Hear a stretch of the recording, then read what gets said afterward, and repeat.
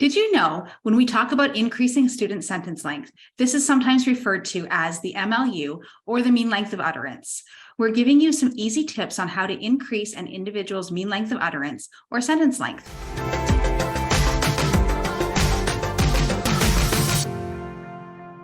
Hi, I'm Shayna, and together with my partner Shira, we are How to ABA. We're behavior analysts that create weekly content about how to teach children with autism so that they make real progress, and we create shareable resources to make your job just a little easier. Today's topic is all about how to increase mean length of utterance, and if you want more videos like this, make sure to subscribe and hit the notification bell to stay updated on new video releases. So I work with a lot of students. Some are verbal, some are non-speaking.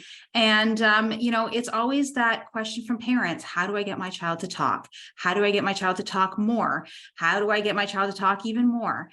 And, today we have an answer for that. It's all about that increasing the mean length of utterance. Some students I've worked with, I've actually gone into, a very favorite spot where they're, really relaxed, like the hot tub. Believe it or not, I have worked in the hot tub, and, we're working on vocalizations in the hot tub. Other times it's really just in the natural environment, just trying to model a lot of really natural language. So let's chat about how we do that.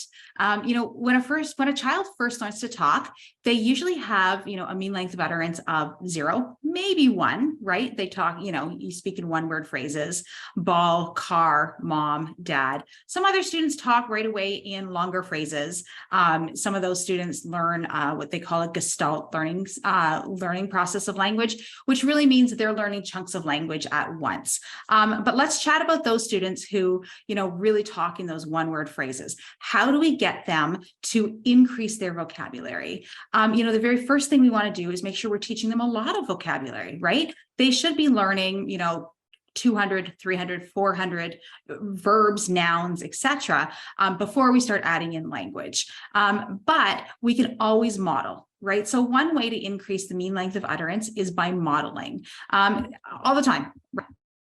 I call it one-upping. So one-upping means that, if they say a word, we give them back 2 words. So if they say ball, we say yellow ball. Or if they're requesting for a cookie, we say big cookie. Or, hey, you want the plate, a blue plate, right? So we're always giving them that extra word to do that. Other things that we can do is we can use visuals. So if we're, trying to prompt some language and we're trying to get them to say, the big brown bear is jumping at the park, we could draw out some lines for them to, indicate like bear jumping park, something like that, or using blocks or some other visuals so that they know they've got to start saying longer and longer phrases. We also are able to, teach children longer phrases by really, like I said, modeling, but also by teaching them attributes, right? So things like, what color is it? It's green, great. What is it? Spoon, excellent. Let's say green spoon, and putting that together, right? Or, what color is it, right? Blue, good. Blue plate, great, blue plate. Or, once you've got like blue marker, then you could say how many, we've got 2 blue markers, and going in that way. Obviously trying for things that are really motivating for them will help out than just labeling, 2 blue spoons, right? It's motivating if they need the spoon for something. We have a data sheet that we've created to increase the mean length of utterance. Let me see if I can share that with you. This is it here, and this is really about labeling. So this is not mandating, this is a labeling program. And it's for those students who, learn in 1, 2-word phrases, etc., and they're trying to increase their language. So in the natural environment, we're modeling constantly, modeling more and more language. We're doing that one-upping. But sometimes we really do need to teach it in a targeted way. So something like this, what we might do is, like I said before, we might say, what is it? And we're holding this up, and, they say spoon, and we say, great, what color is it? Yeah, it's green, great. Say the whole thing. Look, green spoon, you got it. That's amazing. We can talk about quantity, we can talk about size, and then combining that, the quantity, color, and noun together, like I said, 2 blue markers, etc.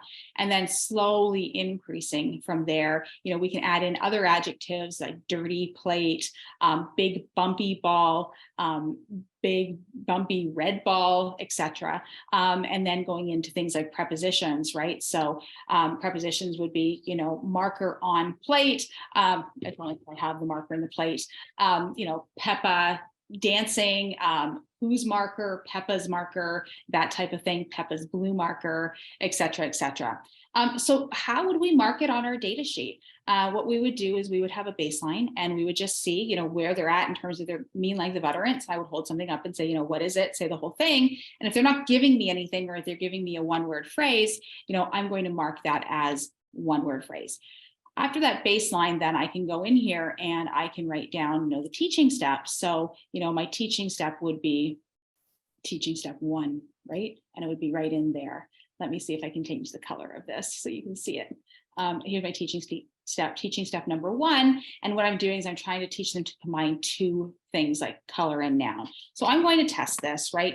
What is this? And they say spoon. Great. What color is it? It's green. Great. Say the whole thing. If they don't give me anything, they say just spoon or they say green, I'm going to mark it as a no. But then I'm going to do a transfer trial and I'm going to say green spoon. Great. It's a green spoon. What is it? And they say green spoon. Amazing. That's not another trial. That was just my teaching trial. I might go on to something else, do something else, come back, and then I'm going to present a new thing. I'm going to say, what is it? And they say plate. I'm going to say, yeah, it's a plate. I'm going to acknowledge it. It absolutely is a plate. What color? Blue. You got it. Say the whole thing. Let's put them together. Blue plate. Again, if I had to prompt that, I'm going to mark it as another no. Then I'm going to go back to the transfer trial. Blue plate. Say that. Blue plate. Excellent. What color? Blue. What is it? Plate. Amazing. Say the whole thing. Blue plate. You got it. That's amazing. Go on to something else. Come back a little while later and, test something else. And I'm going to take a different thing. And I'm going to say, what is it? And they look at me and they say blue marker. Wow. Like I didn't even teach that one. That was amazing. That's a yes. So I would circle yes here. Go on to something else, come back, and they label something else and they've got it correct. And I'm just marking this as yes, yes, yes. If we get this and there's, some no's, some yeses, etc., I'm going to mark this out of 10. So pretend that they get, 3 yeses and all the rest were no's. I'm going to go up. That would be, 30%. So I'm going to mark that as a dot. My dots usually look better when I'm not doing it this way. The next day, I'm going to come back and I'm going to put teaching step number 1 again, and I'm going to teach. The most important thing here is to put the date up here so that right, or the session. And the next day, I'm going to come back and I'm going to teach it again, doing my teaching trials, etc. And, I'm marking down the no's and I'm marking down the yeses. And, they get 60%. The next day, they get 90%. Wow, look at, this is an ideal graph, right? My teaching's working. I'm going to connect these dots, typically with a ruler, except this is not a ruler, but typically with a ruler, I would connect these dots. And then I'm going to say, okay, 90%, but I need one more data point for that next day. Oh, look, they got 100% the next day. Amazing. I'm going to connect that. And then I'm going to change the condition here.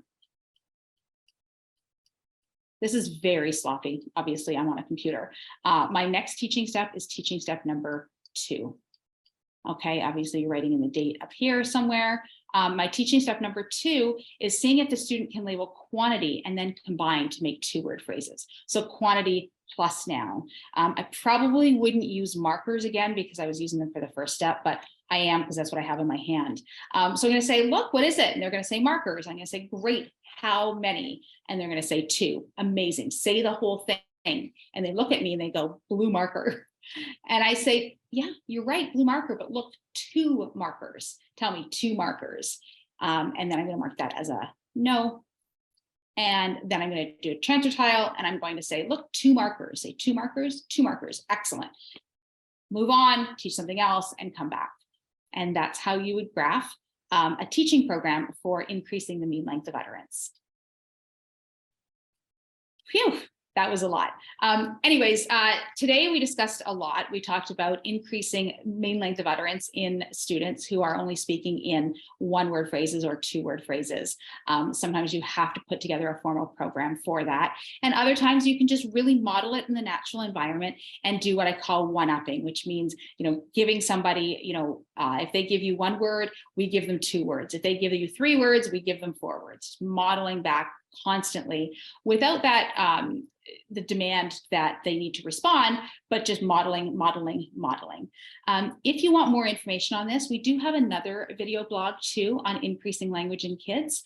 You can definitely check that out at howtoaba.com, increasing language in kids. So for more information, we have lots of things out there, but we also have a freebie for you. So click on the link in and around this video to get your free transfer trial visual. I talked about transfer trials in here, to help you transfer the mean length of utterance skills to learners. So for more information, we have another blog on increasing language in kids if you want to check that one out too. For more information on increasing mean length of utterance, click the link in and around this video to claim your free transfer trial visual download.